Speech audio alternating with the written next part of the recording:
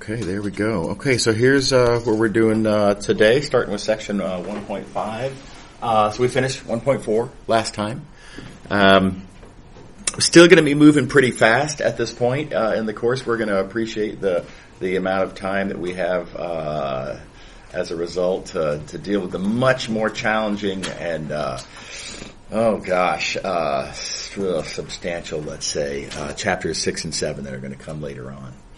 So anyway, here we go. So I'm going to start with how to find the equation for a plane. And this is a very geometric argument, actually. So let's suppose that our plane here is defined by two things.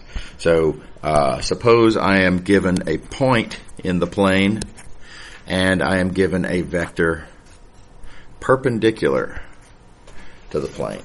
All right, so now, of course, there's a unique plane that is perpendicular to that n and that passes through that x naught. Okay, so how would I find the equation then for that plane? So do recall that an equation is a test, right? If the equation works, then yes, and if the equation doesn't work, then no. So let's try to think about how I could come up with a test for whether a given point, let's say, some point x, what would be a test for whether that point x is in the plane. And here's what I propose. That point is in the plane if and only if, and keep in mind x naught we definitely know is given to be in the plane. So x is in the plane if and only if this difference vector is parallel to the plane. Right? So so there's an example of it working. And then on the other hand, if we had that point as our x, then the difference vector would not be parallel to the plane. So now it's a geometric test, right? But nevertheless, this is a kind of a test. This is a yay or nay as to whether the purple point is or is not in the plane. And then the clever observation to make is that, okay, well, that difference vector being parallel to the plane is simultaneous with it being orthogonal to the normal vector.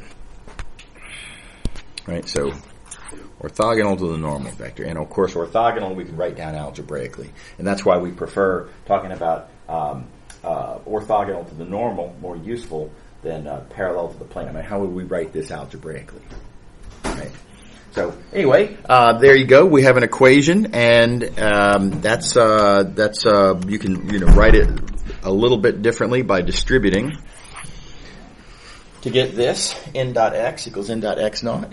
Keep in mind that certain things in here are given. The normal vector is given, and the x naught vector is given. So this is a test of this point, x, because you've got everything else in the equation. Plug in your x. If the equation works, yes. If the equation doesn't work, no. Okay, furthermore, you can rewrite it a little bit. Let's suppose that we take this normal vector in, and let's suppose it has coordinates a, b, c. And y'all will recall that I like to use this as sort of a generic notation for a point x, y, z. And you can actually crank out that dot product, and not hard to persuade yourself that that dot product is this. AX plus BY plus CZ. And of course, now don't forget that the right-hand side, both N and X naught are given. And so this is just some number. It's basically given. So that number on the right-hand side just is what it is. So here's then, again, kind of an alternative, yet another alternative form of the equation, and that is like this. Okay. And the neat fact to remember is that when you see an equation of a plane written like this, then these numbers, the coefficients, right, those coefficients A, B, C tell you your normal vector. You can just read it straight off of the equation. Okay, how are we doing? Is everybody on board? All right. So here's a quick example. Suppose you have different information given to you. Suppose you have 3 points given to you instead of a normal vector and a point. Geometric appeal, as long as these points are not in a straight line, 3 points will define a unique plane. Right? So how do we find the equation of that plane? By the way, there's a lot of related puzzles, I'm going to say, where you're given certain information and you want to find something else. And, very often the questions come at you as, here's some algebraic information that you're given, and we want to, imagine something geometric happening, and I want to get other related algebraic information. Very often the way to do that is to take what you're given, think about it geometrically. Take what you're aiming for, think about that geometrically, and view it as a geometry problem, not an algebra problem. So here we're given certain points, and notice I draw the picture, and then I'm going to start thinking geometrically. What I need, of course, I need, let's see here, I'll use blue. I need a normal vector, because I'm looking for the equation of the plane, and we just talked about how to find the equation of the plane. You effectively need the normal vector. So I have 3 points. I want a normal vector. And now we've got kind of a geometric puzzle. So you're going to notice certain little cool tricks that you can pull, and you just have to know what the tricks are, and then play with them, and try to get the puzzle pieces to fit together to connect the dots, as it were.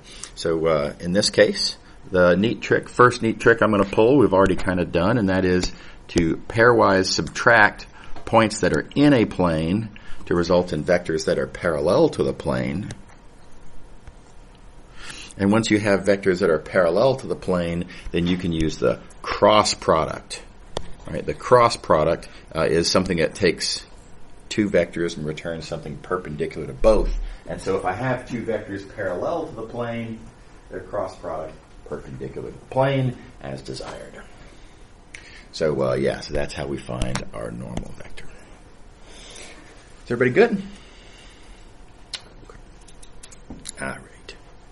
Okay, a couple of neat little observations I like to make. Here's just kind of this is going to come up in various places throughout the course.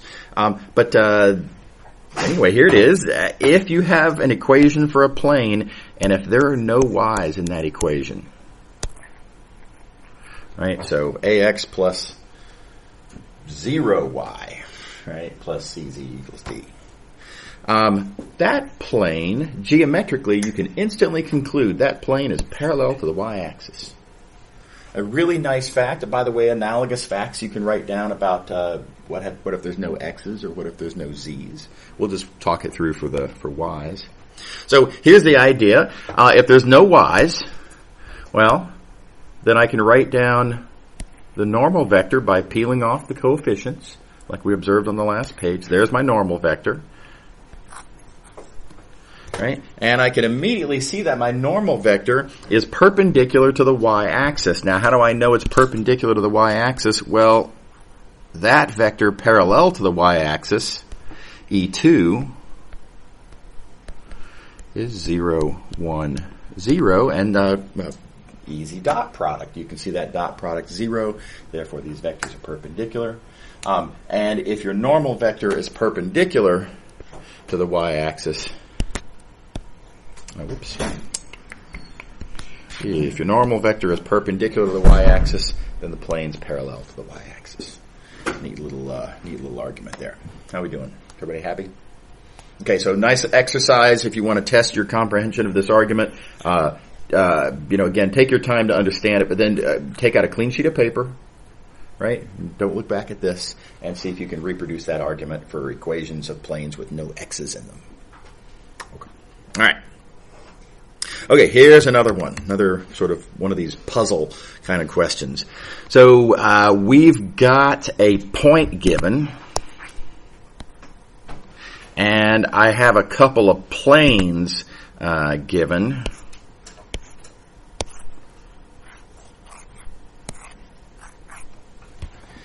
And given those 2 planes and that point, I want to parameterize the unique line that goes through the point and parallel to both of the planes. Okay. So now again, we've got algebra given to us and we've got algebra requested. right? Let me note that algebra was given to us. Algebra is requested, but let's think geometrically, right? So what do I, geometrically, what do I know from this equation of a plane? Well, I can infer from that what the appropriate normal vector is. I can infer that normal vector just by looking at the coefficients in that equation. 1, 1, and then there's no z's, so 0. Right, and then likewise, from this equation, I can infer that normal vector. Again, just peel off those coefficients. So I've been given algebra, and I'm inferring instead geometry that I'm given, effectively given. Now again, going from the other side, I've been requested to find a parameterization. That's an algebraic thing, but but geometrically, what do I need to make a parameterization? Well, I need a direction vector to parameterize a line. Right, so here's what I've really got. I mean, geometrically speaking, algebra. I've been given two vectors perpendicular to these two planes being parallel to this line being parallel to that vector. I want to find that. Okay, so geometrically, this is what we're looking at. How we're doing. Does everybody see how I translated the question from algebra to geometry there? Questions? Feel free. Well, again, I'm going to observe that these vectors are perpendicular to these planes, and these planes are parallel to this, and this is parallel to that. Geometric appeal, I claim that the vector that I'm looking for is perpendicular to both of these vectors. And again, whenever you hear yourself thinking, I need to find something perpendicular to these two vectors, right? Think cross product. Cross product is the magic trick that's going to do it for you. And so we're going to take the cross product to produce an appropriate direction vector V, and then we're in business. Once we have that direction vector V, remember our construction, right? A plus TV parameterizes that line. So this parameterizes that. Everybody good? Everybody happy? Okay. All right. Now, I've done some sort of geometric arguments here that I'm going to call transitivity arguments, kind of, sort of. So for example, this plane is perpendicular to this vector. That vector is perpendicular to this vector, and therefore, because I know a relationship there and I know a relationship there, I'm concluding, I wanted to change colors. I'm concluding a relationship between the plane and the y-axis, namely I'm concluding sort of transitively, if you might say, that the plane is parallel to the y-axis. Okay, now, then let's look back at this next example that we did. There's another kind of a transitivity here. So the vectors are perpendicular to these planes. The planes are parallel to this vector. And then I concluded from that these are perpendicular to those. Again, kind of transitively, sort of, using the planes as an intermediate step. Yeah. Does that apply to higher dimensions? Well, that's kind of what I'm going to be getting to, is that I don't want to make out a complete list of rules because everything's different.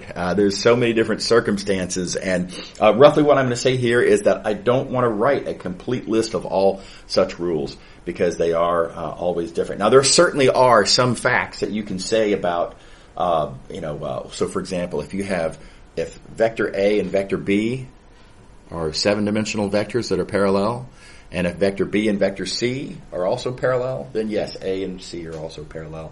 But then if you want to talk about hyperplanes, and it gets weird. There's just so many different versions of lines or planes or hyperplanes, and is it parallel, and parallel implies or perpendicular and perpendicular, does that imply? It's too many cases. Yeah. So the point I want to get to here is just be careful, right? And so what I've written here is, think it through carefully. if you make what I'm going to call a kind of a transitivity kind of an argument, because not everything works the way kind of you naively would expect without really actually thinking through the geometry. So, for example, this vector and this plane parallel. This plane and this vector parallel. And you'd think if V is parallel to P and P is parallel to W, you'd think that there's kind of a transitivity there, right? I mean, just looking at the symbols on the page, you might think transitivity, but nope. I mean, it's not even close, right? There's absolutely no reason to believe that these vectors are parallel. It's just not. Geometry doesn't say anything resembling that, right? So this is one where, again, if you're looking on the page and you're not being careful, if you're not thinking about what you're actually saying geometrically, then you could write down a bunch of garbage. Yes. But in this case, you don't know if V and W are going to be parallel or not. Yeah, correct. What I'm really saying here is that V and W, we cannot conclude that they're parallel. Correct. So you're right. I do not know that they are definitely not parallel. That's right. That's right. Good point. Okay, and then here's another one about perpendicularity. I'm just looking at a couple of planes here. P and Q perpendicular. Q and R perpendicular. And you'd think there'd be some sort of transitivity. Like, does that mean, well, maybe perpendicular and perpendicular adds up to parallel or something, so maybe P and R would have to be parallel. Maybe they'd be perpendicular. Neither. Right? There's no connection that we can conclude transitively, you might say, between P and R. So, again, nothing you can do. So heads up, think it through, make sure that what you claim geometrically actually makes sense geometrically, and be aware of these little landmines. Okay, we talked about equations for planes. How do we parameterize planes? Y'all have actually already seen a pretty strong foreshadowing of this on a homework exercise from the first homework set. So the big idea is if you have a point in the plane, stylus just doesn't work sometimes. There we go. And if you have a vector parallel to the plane and another vector parallel to the plane, then scalar multiples of that first vector, the scalar multiples of that second vector, right, allow you to get from anywhere in that plane to anywhere else in that plane, you might say. Right? Certainly, if you start in the plane, and if you move parallel to the plane, and then continue to move again parallel to the plane, well, then you end up still in the plane because you're moving parallel to the plane. Right? So, and then furthermore, any point in the plane I claim you can get to that way, and I think that's an easy pitch. So this is what we call a parameterization, because again, it gives position as a function of, well, this time 2 parameters. So our final point here, the point that we have generated by this expression here, is we're giving position as a function of, well, again, this time it's not a parametric curve. This time we have 2 parameters because there's 2 different directions that I need to move. My colors. 2 parameters are S and T, giving position. So it's kind of like a parametric line. It's just, well, it's 2-dimensional because it's a surface. So there's 2 parameters. Okay. We'll talk in general about parametric surfaces. This, of course, is the special case surface of being a nice flat plane only, right? Well, what if you have a general surface? We'll talk about that more later. But it's very, very similar. It's position as a function of 2 parameters. You're just going to have, of course, different algebra. Okay, and that's a later thing. Okay, so let's go to an example. Again, suppose you have 3 points given. We've talked about how to find the equation of the plane To find the equation, we needed a normal vector. So we started playing games to try to get to a normal vector. What do I need to parameterize? Which is what we want here. To parameterize, I need two vectors parallel to the plane. And a point in the plane. Of course, I already have 3 points in the plane, so we got that covered. But what I need additional to that is I need vectors parallel to the plane, and that's something we've already talked about how to do. You pairwise subtract. That gives you vectors parallel to the plane, and those are my what you might call my V and W from the previous algebra there. Does that make sense to everybody? All right. So again, notice that there's a sort of a puzzle aspect of this, and you want to try to identify what are the geometric objects that I have, what are the geometric objects that I want, and what geometric tricks and tools do I know that allow me to sort of get from here to there. Okay. All right. Okay. Last thing in this section, there's a category of questions. Of the form, how do you compute the distance from this to that? And of course, now y'all know how to compute the distance from a point to a point, right? You look at the difference vector, you take the magnitude of that difference vector. That's long since understood. But a harder question if you have a line and a point, and you want to compute the distance from the point to the line. In fact, what does that even mean? The distance from a point to the line. Can I just kind of pick any point in the line and just compute any one of these distances? Well, no, of course not. That's silly, right? The convention for what do we mean by the distance from a point to the line is what is the shortest possible distance from that point to that line. Okay. All right, so how do we compute it? We're, in some sense, looking for the magnitude of a vector that we don't know. Right? How would I compute that D vector? And, it's kind of a geometry problem, but the way we're going to compute that D vector is we're going to pick an arbitrary point over here. Doesn't even matter which. I'm going to compute this difference. I'm going to compute its projection down to that line. And now we have a sort of the easy, how do I compute that green vector? Well, it's orange minus red. Vector algebra and all that. What do you think? That makes sense?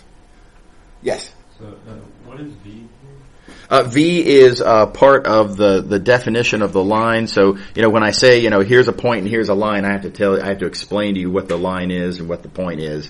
And so the way I'm communicating the line in this case, the line I'm defining by giving you the x naught and the V. Yeah. Right. It's a good question. Anybody else? Okay. All right, so this is a nice little trick. And you can turn this into a formula, but honestly, in general, anyway, for myself, I trust my ability to think through puzzles better than my ability to remember formulas. Certainly in the long term, I think that applies pretty well. In other words, 3-4 years from now, you're more likely to remember, oh yeah, the trick is you look at the projection. That you're very likely to remember. The formula, if you were to crank this out and, write out all the, get a formula in terms of, the A, B, C and the X1, X2, X3 or however you write it, you're going to forget that formula. So I encourage you to remember the trick, remember the idea, and don't sweat memorizing a formula. That wouldn't be much point in that. Okay, so here's another question. Sorry, I got ahead of myself. Here's a different way to answer the same question. This one's really clever. I didn't think of this one. Somebody had to show me this one. Again, you want to find this distance from a given point to a given line. How would you compute that distance? Here's the really clever idea, is to compute something that we don't want two different ways, one of which involves what we're interested in. And so if you compute something that you don't care about, right, but if you compute something two different ways, the two results have to be equal to each other. And if one of those involves the thing that you're interested in, then you can solve in the resulting equation for the thing you're interested in. So let's play this out and see how this goes. I'm going to compute something I am actually not interested in, namely this area of this parallelogram. Right. So in other words, keep in mind I've got a point here on the line, and then here's the point whose distance to the line I want to find. So that defines between those points and dropping a perpendicular, etc. That just defines this parallelogram. I'm going to compute the area of that parallelogram two different ways. And here you go. The area, on the one hand, is the base times height. Right. So here's the height. The height is the distance that I'm looking for. The base is the magnitude of the projection there. Right, so base times height gives me area. I have now successfully computed something I don't care about. One way. Now, let's compute it a different way. Another way to compute the area of a parallelogram is to say, okay, well, look at the edge vectors.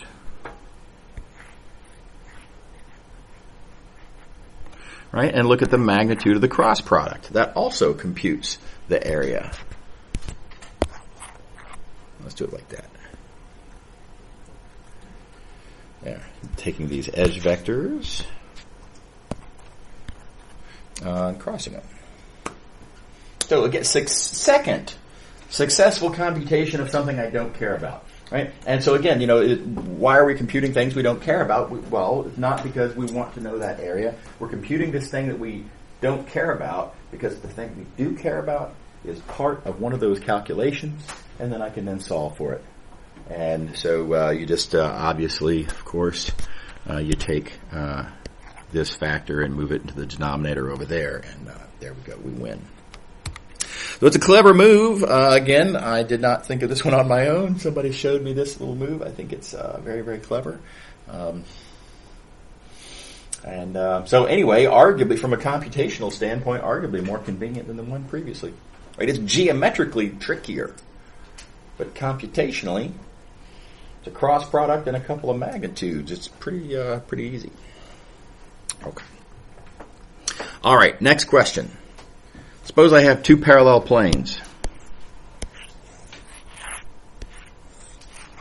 First of all, let's talk about what is the distance between two parallel planes. Obviously, again, I don't mean pick any two random points, whichever, and just compute the distance between any two random points. Well, of course not. The million different answers and vast majority of them not interesting particularly. So what we mean by the distance between two parallel planes, again, of course, shortest possible distance, which I think I can tell you easily means the perpendicular distance. Okay. So so how do we compute that distance? Clever move. Again, don't ask yourself, would I have thought of this? Right? Think to yourself, oh, okay, tricky, clever. I'm going to remember that trick, right? And I don't know that I would have thought of this myself, but the very clever trick is to just say, okay, well, we have a normal vector that's pointing in the direction that I want that distance to be measured. The distance then that I'm interested in is actually it's a component. It's a how far in that direction. It's going to be a component in the normal vector direction of some vector. Basically, when I go from the one plane to the other plane, and it doesn't even matter which points you pick here. If you go from the bottom plane to the top plane by way of that vector, well, its component in the normal direction is what we're looking for. So, again, clever idea. Pick any 2 points in the 2 planes, doesn't matter. Take the difference, take the normal component of it. Yes? This might be a dumb question, but how do you Sorry? know what direction that end direction is? Yeah, no worries. No, that's from earlier in the lecture. If you know planes, right? The one way that we communicate planes, and I guess I would have to give you this form of I would have to give you the equations of the planes. But when you know the equation of a plane, the normal vector you read off by looking at the coefficients. Yeah. So from the start of the section. Yep. Right, thank you. Yep. Anybody else? Good stuff. Okay. All right. Okay. Here's the last one. This last one's really tricky, really clever. Suppose you have 2 skew lines, and skew means that it means the kind of the generic, what you might call worst case scenario of 2 lines. They don't intersect. They're not parallel. There's no good news. Nothing nice happens with these 2 lines, so we call them skew. So how would you find the distance between 2 skew lines? And so again, obviously I don't mean between any 2 random points, because I would get different answers looking at different pairs of points. That's silly. We have to pick which one do we mean. Well, of course, what we mean by distance between 2 lines is the shortest possible distance between those lines. And now another appeal, the shortest is going to be perpendicular to both of those lines. What do you think? Is that cool? So, the trick here, to finding that distance, that shortest possible distance, is to recognize that there's actually, if I look at these 2 lines, I'm just going to redraw those 2 lines. Those 2 lines sit in parallel planes. Now you have to kind of think about this for a minute, but how do I know that these 2 skew lines, how could there be no matter how weird and unrelated these lines are, that there is a pair of parallel planes that one at a time contain these lines? It seems a little unexpected. But the way you can do this, of course, is to take the direction vectors that we have here, V1 and V2, and cross them. And if you cross them, then you find yourself a vector that is perpendicular to both. And if this normal vector is perpendicular to both of these vectors, well, then it's certainly perpendicular to V2. And if the normal vector is perpendicular to V2, therefore it's perpendicular to L2. Now, if the normal vector is perpendicular to L2, then L2 is going to be parallel to this plane. And then just pick in order to find which plane this is. Well, just pick any point in L2, make that your x naught. Now you've got this plane. So clever move. And the question of finding the distance between 2 skew lines now translates to the question of finding the distance between these 2 planes. And finding the distance between 2 planes, we already know how to do. And so that's the trick there. Very clever move. Okay. All right. Okay, so that's section 1.5, I guess it was. We're going to move on now to section 1.7. My goal, we'll see here, we end at 11:05. I've got 15 minutes. I don't think we're going to finish this section, but we're going to make some good progress into 1.7. I'll finish it on Wednesday, no problem. So it's about coordinate systems, and we're accustomed, I'm sure you're accustomed to what is called rectangular coordinates. The idea is that if you have a point, this geometric object called a point, then you defined its rectangular coordinates effectively by drawing this rectangle, thus the name, right? And then whatever numbers you get on the coordinate system, those then are the rectangular coordinates for that point. So for every point in the plane, you've got corresponding pair of numbers that you use to describe it. All right, so old news. I hope everybody's super comfortable with all this. Okay. So it turns out there are other coordinate systems in the plane. There's other ways to describe a location in the plane with a couple of numbers. And those are just other coordinate systems. They're not going to be rectangular. They're going to be different in different ways. So let's take a moment to think about rectangular coordinates and certain features of rectangular coordinates to recognize that they are, in fact, peculiarities of rectangular coordinates. And let's not take them for granted. Right? So in particular, the uniqueness. So if you give me a point, right, any point, then there is a unique set of coordinates. There's exactly one x. There's exactly one y that allows me to describe that geometric point in purple there. Right? So this is what I mean by uniqueness. You can't describe that purple point with, one set of coordinates or a different set of coordinates. That's not going to happen.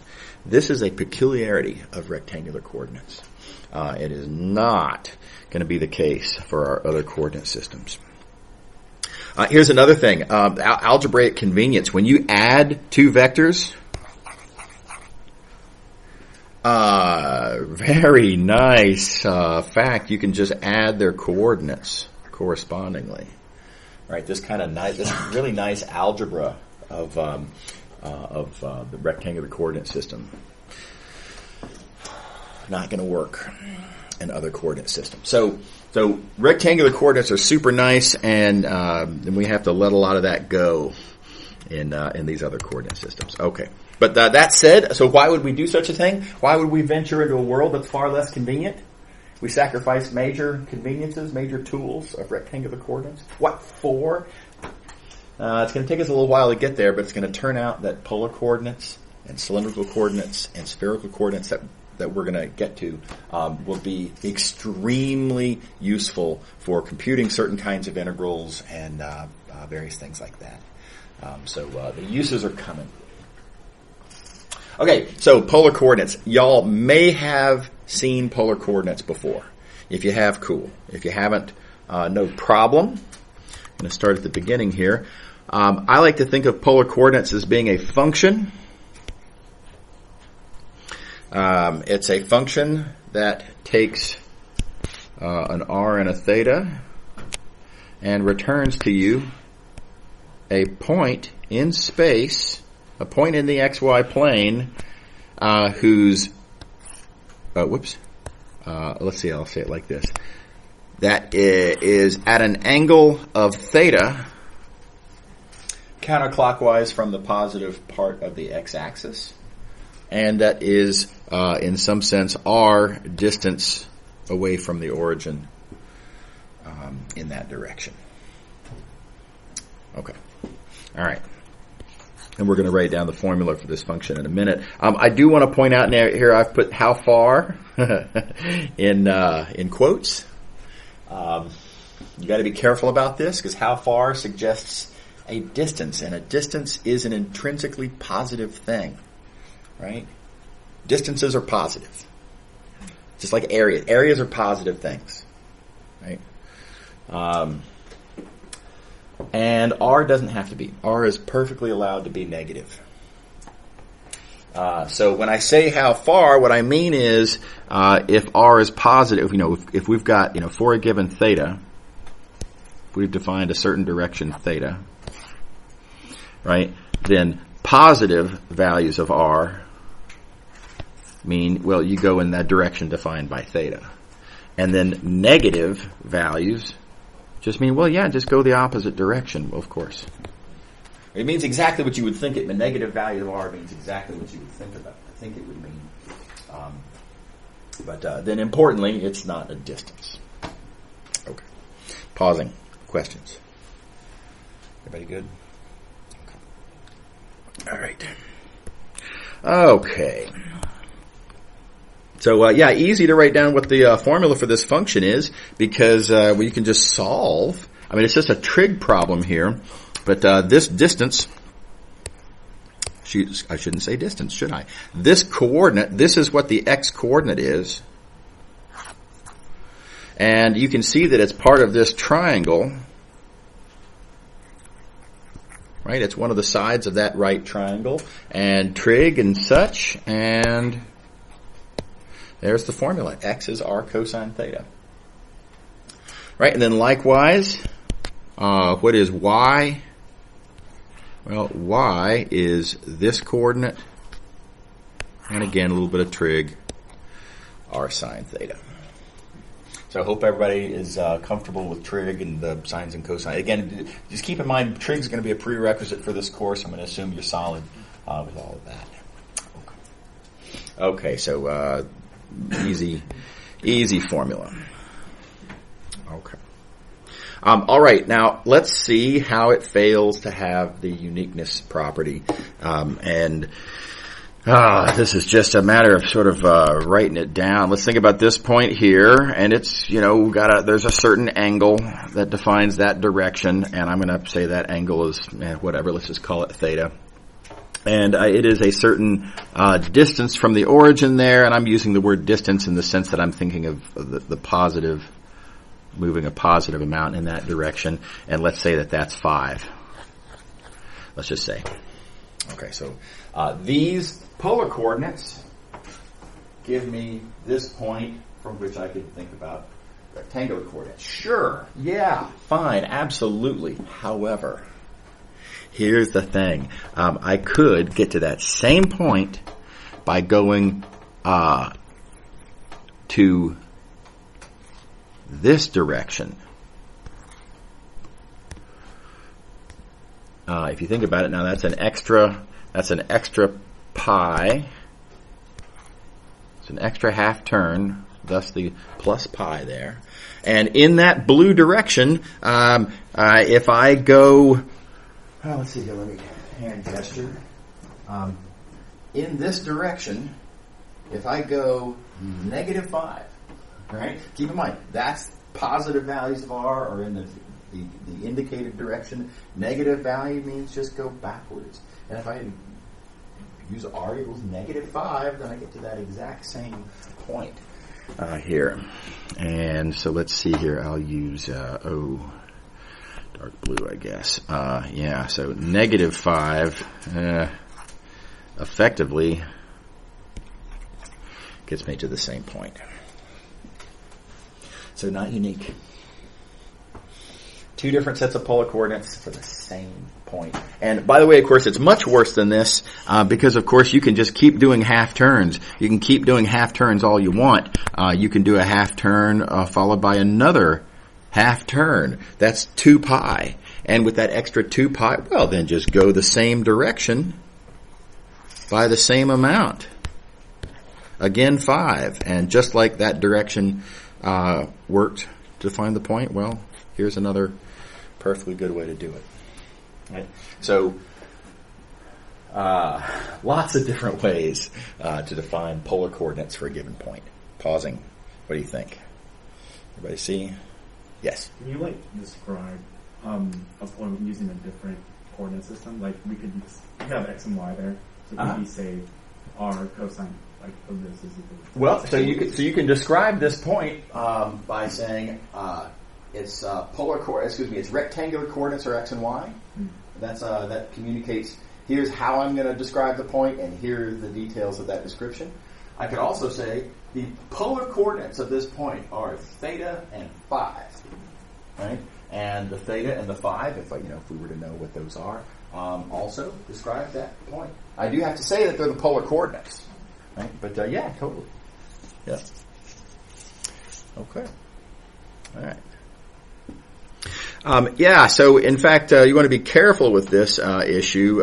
You don't want to be ambiguous. So for example, let's look at this. If somebody were to write 2 comma pi over 6 and say, yeah, I'm at 2 comma pi over 6,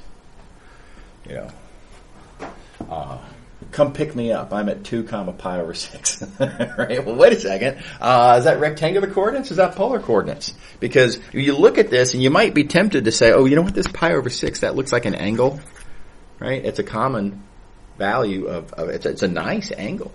Right? And so you might think, okay, well then that's this angle, and I, would sort of then infer that this must be the R, so that must be 2, and so, we must be going to that spot. But there is no law that says that just because this looks like an angle, that it is in fact an angle. Pi over 6 is a number. And it can be a y coordinate. Right? Y is allowed to be any real number. Pi over 6 is a real number. So it could be that that's y, and that this is x, and that we are going not to that point, but to this point. Right? Yes? So does it not matter the order in polar coordinates? Do you do like r theta or theta r? That's another sort of, you want to be clear about it. I think most people put the r before the theta, which arguably is,